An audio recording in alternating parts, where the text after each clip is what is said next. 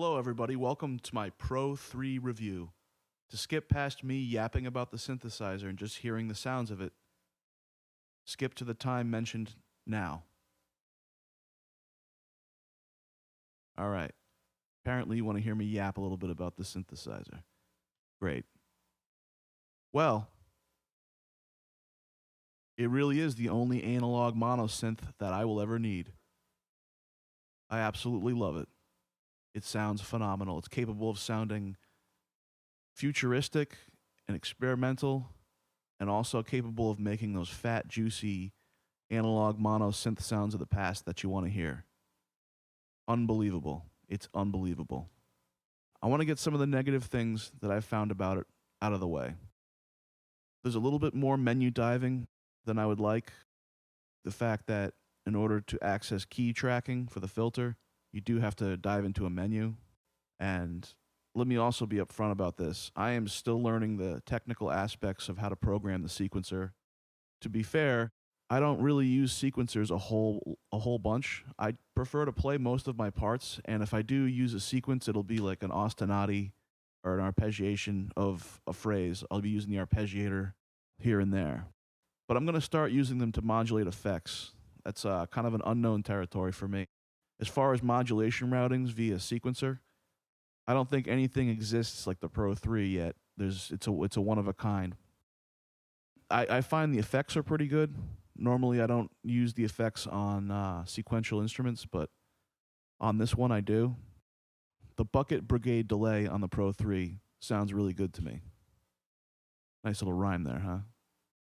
Learning how to use the tune feedback. It's a very subtle art form, and it's based on your filter envelope settings and your filter settings. You need to have some resonance and some movement going in order to really make the most out of your tune feedback. The analog distortion is really good. This thing can sound very heavy.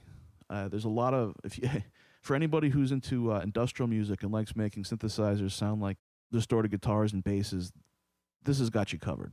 100%. The aftertouch and the keyboard are very responsive. It's very, very enjoyable to play. The Paraphonic mode is where I've discovered some truly unknown tricks to me. It forces me to be more resourceful with my phrasing and my playing in Paraphonic mode, because you can only play 3 notes at a time. And there's the voice stealing characteristic of playing can be used to a great creative effect on a 3-note paraphonic mode. If you have the oscillators all tuned to the same frequency, same register, no difference in octaves or anything like that, you have them all tuned up uniformly, you play a chord, it sounds like you're playing a 3-note chord on an analog polysynth. And there'll be some examples of that in the sound demos I'm about to show you. But let's say you change the octaves of each oscillator and then play that same 3-note chord. You hear this random round-robin effect where it mixes the notes up almost randomly, but in a very unexpected and pleasant way.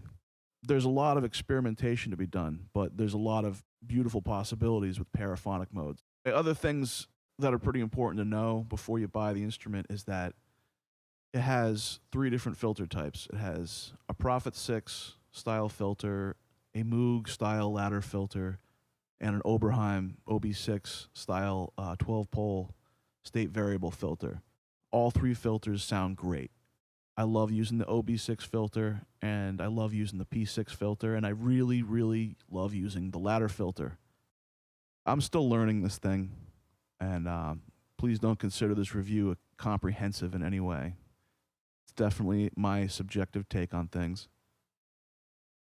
However, I will say, I know this is a synth for life for me.